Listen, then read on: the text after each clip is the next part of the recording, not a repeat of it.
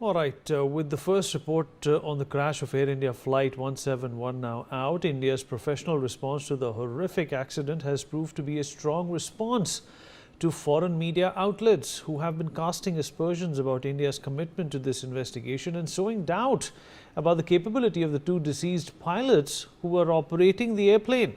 The AAIB report is very clear. The fuel cutoff switches, I quote, transition from run to cutoff position one after another with a time gap of 1 second. These are switches that require effort to change their status. To manually change the switches and their position, a pilot needs to pull these switches and remove the safeguard mechanism. How is it even possible to change both switches within a few seconds?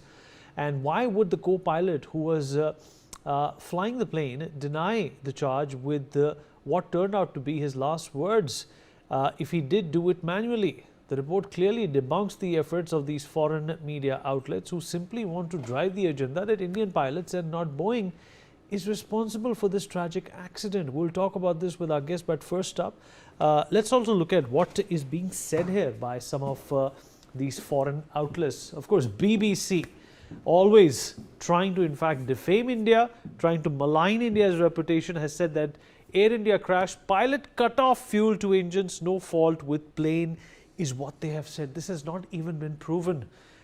There was a follow-up statement which came from the co-pilot when he was asked, did you do something like this? He said, no, I have no idea what you're talking about. The Express, another Firangi outlet which continues to in fact spew venom against India. Air India plane crash report filed, but finding may never be made public. It has to be made public because, of course, if it's not made public, how will people get accountability on what needs to change here? Sky News, another favorite. Preliminary report into Air India crash submitted to authorities but may not be made public. The flight plummeted into a busy area, killing so-and-so. With incinerating everything around it. So this is obviously Firangi media trying to cast aspersions and coming up with validations which really don't hold true at this point in time. Reuters says that Air India crash report shows pilot confusion over engine switch movement. Which pilot is not going to be confused when he finds out that he's about to crash just seconds after taking off? This is, of course, inane reporting by some of these Western media outlets. The Daily Mail goes on to say confusion between pilots on Air India cockpit revealed by a preliminary report into crash that killed 241 people on board, with new details revealed about the fuel supplies being switched off. So obviously there is not much brawn being applied over here.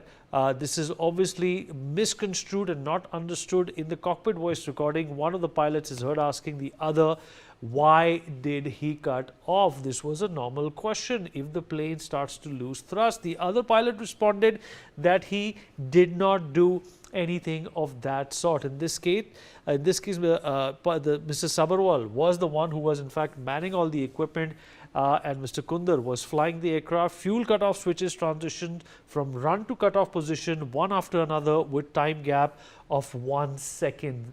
It is not possible to have this kind of a liberty when you've just taken off. The pilot, the co-pilot was flying and the PIC was the pilot who was monitoring.